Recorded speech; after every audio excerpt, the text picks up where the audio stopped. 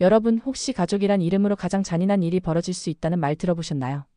저는요, 남편이 눈을 감은 그날 그 장례식장에서 처음 알았습니다. 지금 이 이야기를 들으시면서 설마 우리 집은 아니겠지 하실 수 있어요. 그런데 정말로 가장 가까운 곳에서 시작됩니다. 이 이야기 끝까지 들어보시면 여러분도 아실 겁니다. 착한 사람이 제일 먼저 당한다는 걸요. 그리고 이야기 시작하기 전에 혹시 아직 구독과 좋아요 안 누르셨나요? 여러분의 작은 클릭 하나가 저 같은 사람들에게는 큰 힘이 됩니다. 자, 그럼 제 인생을 뒤집어 놓은 그날로 돌아가 보겠습니다. 장례식장 공기는 늘 같더군요. 국화 냄새, 향 냄새, 그리고 눈물이 말라붙은 사람들의 기침 소리. 남편 박만수는 72이었습니다. 평생 성실하게 살았어요. 말이 없고 남한테 패 끼치기 싫어하던 사람. 늦은 밤에 혼자 마당 쓸고 새벽에 일어나 반찬통 정리하던 사람. 그런 남편이 갑자기 쓰러졌습니다. 병원 중환자실에서 며칠을 버티다가 결국 제 손을 한번 꼭 잡고는 떠났어요. 미자야, 애들 잘 부탁한다. 그 마지막 말이 아직도 귓가에 맴돌아요. 장례식 첫날. 조문객들이 하나둘 들어오고 애들은 정신이 없었습니다. 큰아들 정우는 상주 안장을 차고 계속 전화를 받았고 며느리 지연은 조문객들 맞이하느라 허리를 꺾을 듯 인사했죠. 어머니, 여기 앉아 계세요. 물이라도 드세요. 지연이 제 손에 종이컵을 쥐어줬습니다. 저는 고개만 끄덕였어요. 말을 하면 울음이 터질 것 같았거든요. 남편 영정사진은 너무 환하게 웃고 있었어요. 그게 더 잔인했습니다. 살아있는 사람은 다 무너져 있는데 사진 속 남편만 멀쩡하니까. 그때였어요. 띠링. 장례식장 안에서 그 알림음은 너무 또렷했습니다. 마치 누군가 일부러 울린 것처럼. 소리는 제 가방에서 났습니다. 놀라서 손을 넣어보니 남편 휴대폰이었어요. 남편이 쓰던 폰. 제가 잠시 맡아둔 폰. 조문객 전화가 남편 번호로 오니까 장례 중엔 꺼둘 수가 없었어요. 화면을 켰는데 그 순간 제 피가 얼어붙었습니다. 우은행 신용대출 1억 2천만 원 승인 완료. 대출금 지급 예정. 상세 내역 확인 바랍니다. 순간 제가 글자를 잘못 본 줄 알았어요. 눈을 비비고 다시 봤습니다. 그런데도 글자는 그대로였어요. 대출. 승인. 1억 2천. 제 남편은 지금 저기 영정사진으로 서 있는데. 어머니? 옆에 있던 딸 은희가 제 표정을 보고 물었습니다. 엄마, 왜 그래? 무슨 일이야? 저는 말이 안 나왔어요. 손가락이 떨렸고 화면이 흐려졌습니다. 저도 모르게 휴대폰을 은희에게 내밀었어요. 은희가 화면을 보더니 그대로 굳었습니다. 대출? 은희의 목소리가 작게 갈라졌습니다. 그 소리를 들은 큰아들 정우가 다가왔어요. 왜, 무슨 일인데? 정우는 상주 옷차림 그대로 조문객들 사이를 헤치고 왔습니다. 은희가 말했습니다. 오빠 아빠 이름으로 대출 승인 문자가 왔어. 정우의 얼굴이 순식간에 굳었어요. 그리고 그 타이밍이 참 기가 막히게도. 띠리리리. 남편 폰이 다시 울렸습니다. 이번엔 문자 알림이 아니라 전화였어요. 발신 번호는 낯선 번호. 그런데 화면에 뜬 이름이 우은행 고객센터. 제 심장이 떨어졌습니다. 은희가 저를 받고 정우가 폰을 낚아채듯 받았습니다. 여보세요. 전화기 너머 남자의 목소리가 아주 공손했습니다. 고객님 안녕하세요. 우은행 대출심사팀입니다. 박만수 고객님 본인 맞으실까요? 그 말에 장례식장 공기가 멈췄어요. 주변에서 조문객들이 웅성거리기 시작했습니다. 정우가 당황한 목소리로 낮게 말했어요. 지금 그게 무슨 말씀이세요? 박만수는 돌아가셨는데요. 순간 전화기 너머도 잠시 침묵했습니다. 아, 고객님 확인을 위해 몇 가지 질문 드리겠습니다. 목소리는 더 조심스러워졌어요. 정우는 이를 악문 채 말했습니다. 지금 장례식장입니다. 아버지 장례식이요. 근데 어떻게 대출심사팀에서 전화를 하죠? 남자가 천천히 말했습니다. 고객님 명의로 어제 오후 3시 12분 신용대출 신청이 접수되었고 금일 승인 처리되어 지급 단계로 넘어갔습니다. 어제 오후 3시 12분. 그 시간 남편은 중환자실에 있었어요. 눈도 제대로 못 뜨고 숨 쉬는 것조차 기계에 의지하던 시간. 제가 바로 외쳤습니다.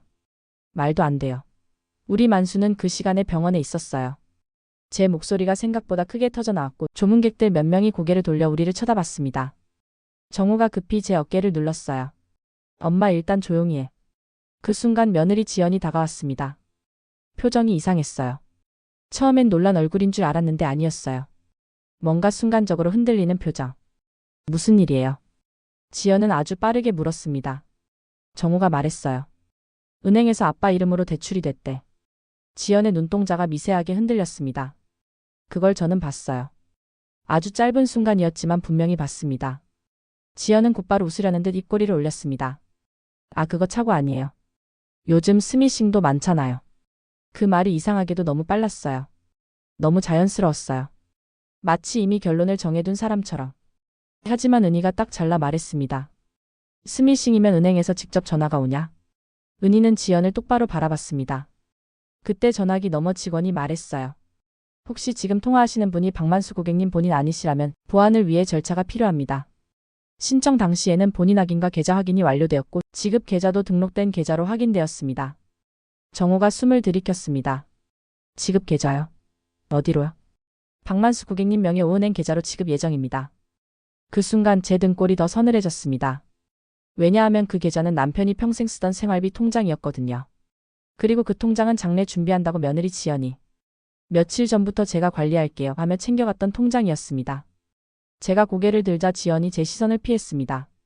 아주 잠깐 눈을 내리깔았어요. 정우가 다시 직원에게 말했습니다. 지금 그 통장은 저희가 확인할 수가 없습니다. 아버지께서 돌아가셔서 장례 중입니다.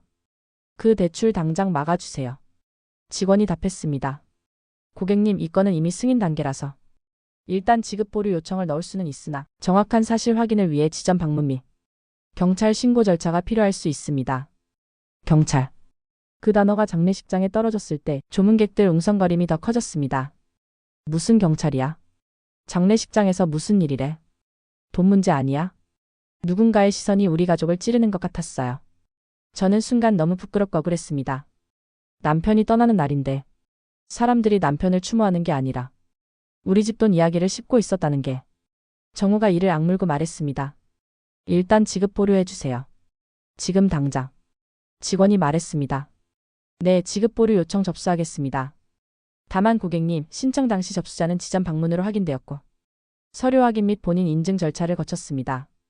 정우가 물었습니다. 지점 방문이요? 누가요? 아버지가요? 직원이 잠시 망설였습니다.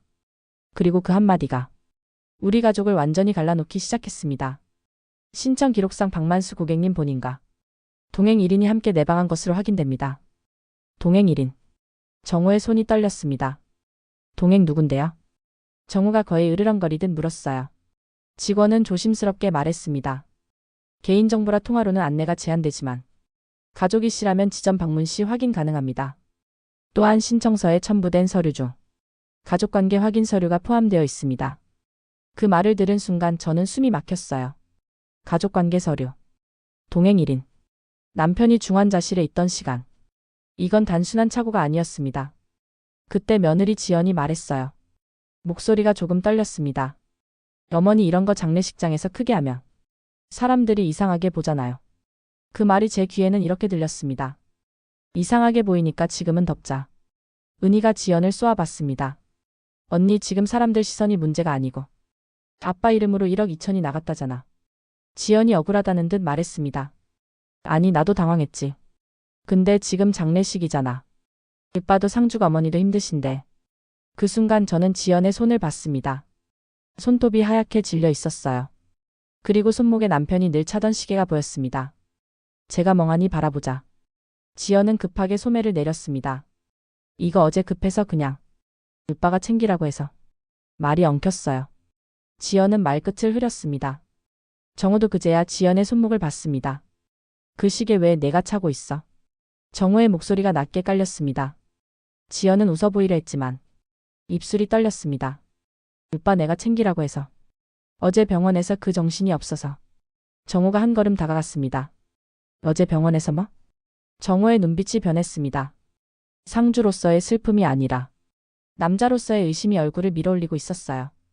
그때 장례식장 직원이 조심스럽게 다가왔습니다.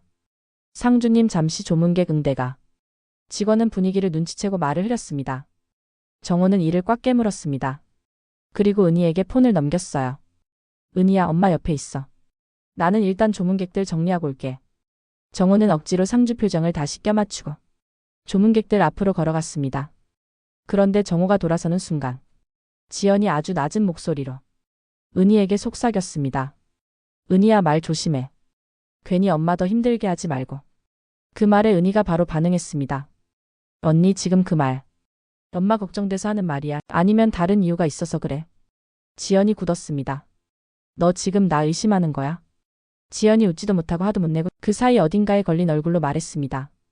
그때였습니다. 제 손에 들린 남편 휴대폰이 또 한 번 진동했습니다. 이번엔 문자가 아니었어요. 앱 알림이었습니다. 우은행 앱에서 뜬 알림. 대출금 지급 완료 1억 2천만 원. 저는 그 자리에서 그대로 주저앉을 뻔했습니다. 지급 완료. 제가 중얼거리자 은희가 폰을 빼서 확인했고 얼굴이 새파래졌습니다. 엄마 이거 진짜야. 방금 돈 나갔어. 제 귀에서 웅하는 소리가 났어요. 세상이 멀어지는 느낌. 그 순간 며느리 지연이 너무 빠르게 제 가방 쪽으로 손을 뻗었습니다. 어머니 폰 제가 잠깐. 그 손길이 너무 익숙하고 자연스러워서 오히려 소름이 끼쳤습니다. 은희가 지연의 손목을 탁 쳐냈어요. 언니 왜 자꾸 폰을 만지려고 해? 은희의 목소리가 날카로워졌습니다. 지연이 울컥했습니다. 나도 가족이야. 아버님 일인데 내가 왜? 그때 제가 정말 처음으로 며느리에게 큰 소리를 냈습니다. 지연아. 제 목소리가 너무 차가워서 저 스스로도 놀랐어요. 지연이 얼어붙었습니다. 저는 한 글자 한 글자 눌러 말했습니다. 만수는 지금 영정사진이야. 근데 왜 대출이 지급 완료가 되니? 지연의 눈이 흔들렸습니다. 입술이 떨렸고 눈가가 빨개졌어요. 그런데 그 빨개진 게 슬픔인지 두려움인지 저는 구분이 안 됐습니다. 그때 제 옆에서 은희가 우은행 고객센터로 다시 전화를 걸었습니다. 지금 방금 지급 완료 떴어요. 이거 어떻게 된 거예요?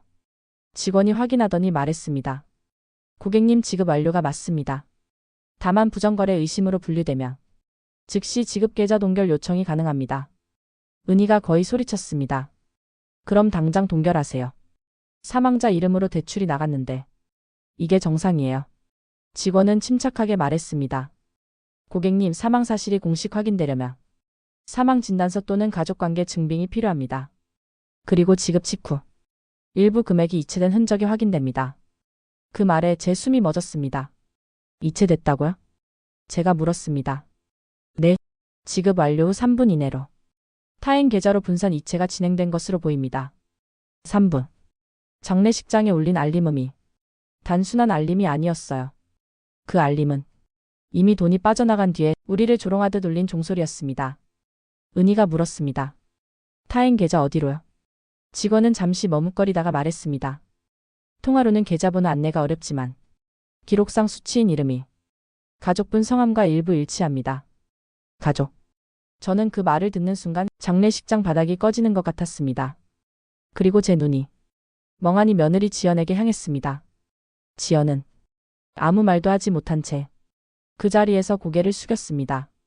그때 조문객 한 분이 들어왔습니다. 검은 봉투 하나를 들고요. 상주님 이거 방금 안내 데스크에 급한 서류라면서 누가 맡기고 갔는데 가족분께 전달하라고. 직원이 봉투를 제게 내밀었습니다. 봉투 겉면엔 딱 한 줄이 적혀 있었어요. 어머니께. 글씨는 분명히 며느리 지연의 글씨였습니다. 저는 떨리는 손으로 봉투를 열었습니다. 그 안에는 은행에서 쓰는 서류처럼 보이는 종이 한 장과 작은 메모가 들어 있었습니다. 메모에는 이렇게 적혀 있었어요. 어머니 죄송해요. 근데 저 혼자 한 거 아니에요. 그 순간 제 머릿속이 새하얘졌습니다. 혼자 한 거 아니에요. 그럼 누가 더? 그때 장례식장 밖에서 정호의 목소리가 들렸습니다. 엄마, 은희, 지금 우리 집 통장에서 돈이 빠져나갔어. 정호가 달려들어오며 외쳤습니다. 그 돈, 누가 빼갔어? 누가 했어? 그리고 정호의 눈이 며느리 지연에게 꽂혔습니다. 지연은 울먹이며 고개를 흔들었습니다. 오빠 나 진짜. 그 순간 은희가 메모를 정호에게 던지듯 내밀었습니다. 오빠 이거 봐. 지연 언니 글씨야. 정호가 메모를 읽는 순간 정호의 얼굴에서 마지막 남은 인간적인 표정이 사라졌습니다. 그리고 정호가 입을 열려는 찰나 제 손에 들린 남편 폰이 다시 한번 울렸습니다. 이번엔 문자였습니다. 발신자는 저장되지 않은 번호. 문자 내용은 단 한 줄. 어머니 도장 어디 두셨어요? 남편 폰에 뜬 마지막 문자. 어머니 도장 어디 두셨어요? 그 한 줄을 보는 순간 저는 확신했습니다. 대출이 착오가 아니라는 걸. 그리고 가해자가 우리 장례식장 안에 있다는 걸요. 저는 아무 말 없이 자리에서 일어나 장례식장 대기실로 들어갔습니다. 옷장 아래 남편이 생전에 절대 남한테 맡기지 말라던 인감 도장통을 꺼내려 했어요. 텅 비어 있었습니다. 그때 뒤에서 며느리 지연이 숨을 삼키는 소리가 났습니다. 저는 돌아보지 않은 채 말했습니다. 지연아, 너지? 지연은 울먹이며 고개를 저었습니다. 어머니 저 혼자 한 거 아니에요. 그럼 누가 시켰니?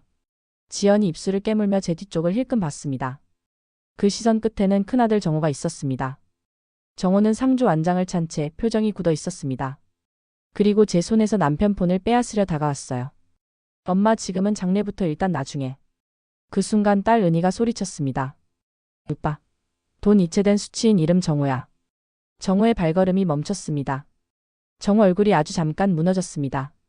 그 표정 하나면 충분했어요. 저는 은희에게 말했습니다. 당장 은행 가자. 지금. 우리는 장례식장 바로 앞 지점으로 뛰었습니다. 지점장은 서류를 확인하더니 얼굴이 하얘졌습니다. 어제 박만수 고객님 명의로 대출 신청이 들어왔고 동행 1인이 확인되었습니다. 동행 1인이 누구였어요? 지점장이 CCTV를 돌렸습니다. 화면 속엔 정호와 지연이 나란히 앉아 있었습니다. 정호는 모자를 눌러쓰고 있었고 지연은 서류를 넘기며 웃고 있었어요. 그리고 직원 앞에 놓인 신분증, 그건 분명 남편 신분증이었습니다. 정호가 떨리는 목소리로 말했습니다. 그거 아니다. 조작이다.